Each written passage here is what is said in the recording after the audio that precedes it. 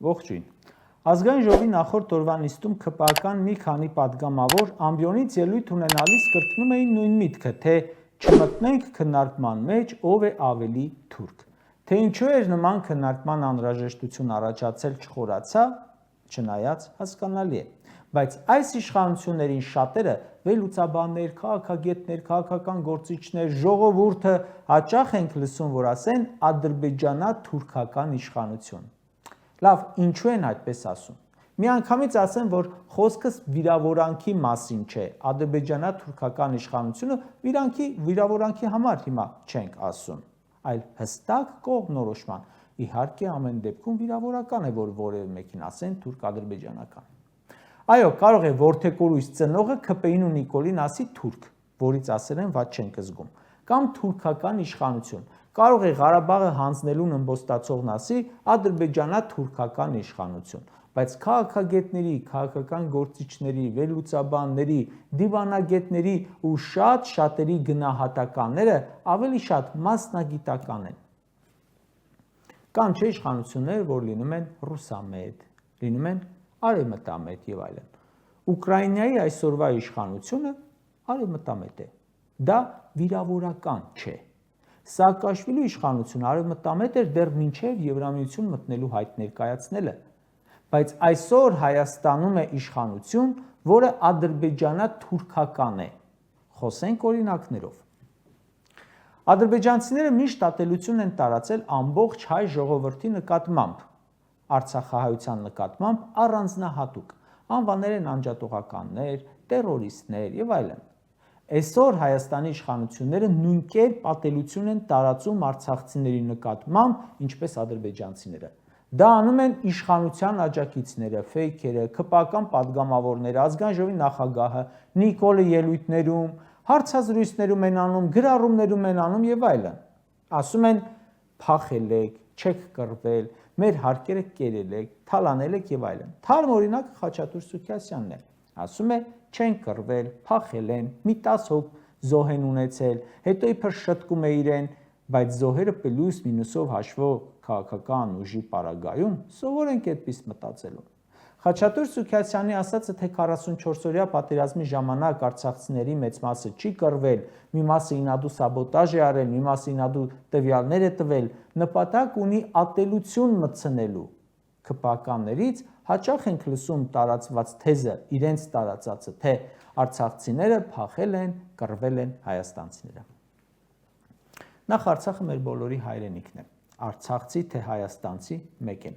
բայց եթե բաժանում եք անում, ասեմ, որ Արցախում Հայաստանից որևէ մեկը կռվելով կռվել է հենց Հայաստանի համար, որովհետև Արցախը հանձնելով թշնամին մտնելու էր Հայաստան, ինչպես որ եղավ։ Հայաստանցիները կռվում էին, որ թուրքը ջերմուկ չմտնի, Վարդենից չմտնի, Գորիս չմտնի, տեղ չմտնի, մտավ։ Նիկոլը հանձնեց Արցախը, թշնամին մտավ Հայաստան։ Երբ Ռուսաստանը զորք էր ուղարկում Սիրիա իսլամական պետության ահաբեկիչների դեմ պայքարելու հարցին, ինչու է ռուս զինվորներին ուղարկում Սիրիայի համար կռվելու, Ռուսաստանի Դաշնության նախագահը պատասխանեց. ես Սիրիայի համար չեմ ուղարկում, Ռուսաստանի համար եմ ուղարկում։ Եթե ահաբեկիչների դեմ այսօր Սիրիայում չկռվենք, վաղը կռվելու ենք Ռուսաստանում։ Մենք Արցախում ճիշտ է համեմատություն այնքան էլ տեղին չէ, որովհետև Արցախը մերն է։ Մենք Արցախում կռվում ենք ահաբեկիչների դեմ, ահաբեկչական պետության դեմ, որ նաև Հայաստանում չկռվեինք։ Արցախցիների նկատմամբ այս ատելության հրահրումը ԿՊԱ-կանների լրատվամիջոցներում, ԿՊԱ-կան պատգամավորների ելույթներում, դա նույն ադրբեջանա-թուրքական գիծն է։ Արցախի եւ արցախցի ղեկավարների նկատմամբ, հերոսների նկատմամբ վերաբերմունքը նույնը չէ Ադրբեջանում ու Հայաստանի իշխանական հատվածում։ Ադրբեջանցիները նրանց անվանել են հանցագործներ, տերորիստներ, հետախուզում են հայտարարել, հիմա էլ ում հաջողացրել են բռնել դատում են։ Իսկ երկուշաբթի օրը Երևանում ինչ դատական նիստ է։ Մեղադրյալի աթոռին են Ռոբերտ Քոչարյանը, Սեյրան Օհանյանը, Յուրի Խաչատուրովը։ Ադրբեջանում դատում են Արցախ ազատագրելու, պահպանելու համար, Հայաստանում վստահաբար էլի նույնը։ Հայաստանի իշխանությունը որևէ քայլ չի անում նրանց Բաքվից բերելու համար։ Մեղադրում են, թող մեզ լսեին, թող գնային բանակցելու որպես Ադրբեջանի քաղաքացիներ։ Ու երբ մենք այդ դատական նիստերը գերիների նկատմամբ վերաբերմունքը համադրում ենք, եզրակացությունը այն է, որ Հայաստանում ադրբեջանա-թուրքական իշխանություն է, դա իրավիճակի գնահատական է։ Հələ պատկերացրեք, վաղը Ռուսաստանի Դաշնության նախագահը հայտարարի, թե Հայաստանը պետք է փոխի սահմանադրությունը։ Բողոքի նոտաներա, որ կուղարկեն մինչև ՄԱԿ-ի անվտանգության խորհուրդ, կբողոքեն մեր երկրի ներքին գործերին խառնվելու համար։ Բայց Ադրբեջանի նախագահը պահանջում է փոխել սահմանադրության կոնկրետ դրույթներ, սրանք ասում են այո, փոխելու ենք։ Կարող ենք ասել ադրբեջանա-թուրքական իշխանություն։ Կարող ենք։ Անկախ նրանից, թե սրանք ոնց են հիմնավորում ադրբեջանական պահանջները կատարելու իրենց քայլը, այդպես է։ Էրդողանն ասում է. պետք է պատմաբանների հանձնաժողովով քննենք 1915 թվականի մութ էջերը։ Նիկոլենք ասում են, հայոց ցեղասպանության ճանաչումը առաջնահերթություն չէ, դեռ պետք է պարզենք ինչ է եղել, նույն բանը չեղավ։ Արարատն ասում, պատմությունը պատմություն, հարևանությունը հարևանություն։ Նիկոլն էլ ավելացնում է, մենք Հայաստանը, Թուրքիան, Ադրբեջանը զգում ենք իրար կարիքը, բայց դա հենց ադրբեջանա-թուրքական իշխանության պահվածք է։ Նիկոլ Փաշինյանը մեզ համոզում է, որ մենք խիստ ունենք Ադրբեջանի ու Թուրքիայի կարիքը, շատ խիստ։ Երկրորդ համաշխարհային պատերազմի ժամանակ մի հակառուսական պրոպագանդայի թռուցիկ կար, ուղղված սովետական բանակին, գերության միջով դեպի ազատություն։ Ֆինների մոտ տաք է եւ կուշտ։ Հիմա այս պրոպագանդայի նման Նիկոլը մեզ կոչ է անում հանձնվել թուրքերին ու ադրբեջանցիներին։ Սրանց քարոզած խաղաղությունը դա է, գերի հանձնվենք։ Ադրբեջանն ասում է, ճանաչենք Արցախը Ադրբեջան, ճանաչեք Արցախը Ադրբեջան։ Հայաստանի իշխանությունն ասում է, Ղարաբաղը երբեք Հայաստան չի եղել։ Նույն բառապաշարն է, դրա համար էլ ասում ենք ադրբեջանա-թուրքական իշխանություն։ Այդպես ենք ասում, որովհետև սրանք հողերը ադրբեջանցիներին հանձնելու հետ հաշտ են, բայց իշխանությունը ուժեղ ղեկավարի փոխանցելու հետ հաշտ չեն։ Ադրբեջանն ասում է, Հայաստանը ձախողված պետություն է, ահաբեկչական պետություն է։ Իսկ ինչ է ասում Նիկոլը, ընդամենը 2 օր առաջ ազգային ժողովի ամբիոնից ինչ էր ասում։ Ասում է, մենք չունենք պետություն, չունենք անկախություն, չունենք ինքնիշխանություն, ձախողել ենք եւ այսքան հանձնումներից հետո նոր միայն շանս ենք ստացել պետություն դառնալու։ Նույն թեզերն են ասում։ Ադրբեջանն ասում է, Ղարաբաղը իմն է, չի կարող իմ երկրում մի հատ է լինել Արցախի նախագահական կառավարություն, ազգային ժողով։ Նիկոլը ասում է, չի կարող Հայաստանում լինել Արցախի որևէ ինստիտուտ։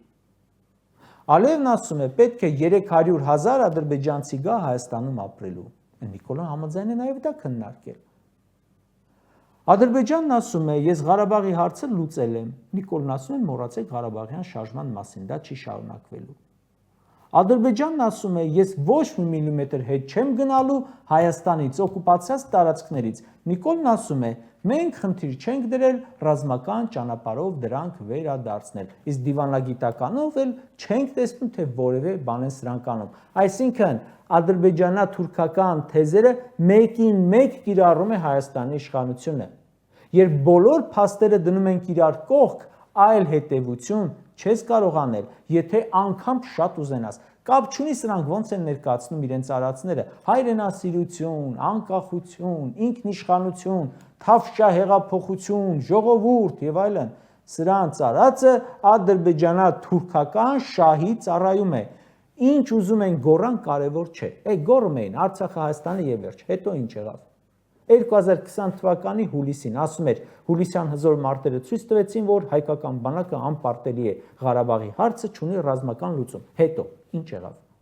Արայիկ Հարությունյանն ասում էր, երբեք Արցախի ու Հայաստանի երկինքը այսքան ապահով չի եղել։ Հետո ինչ եղավ։ Սրանց խոսքերի լրջությունը էդ է։ Ալենը նույն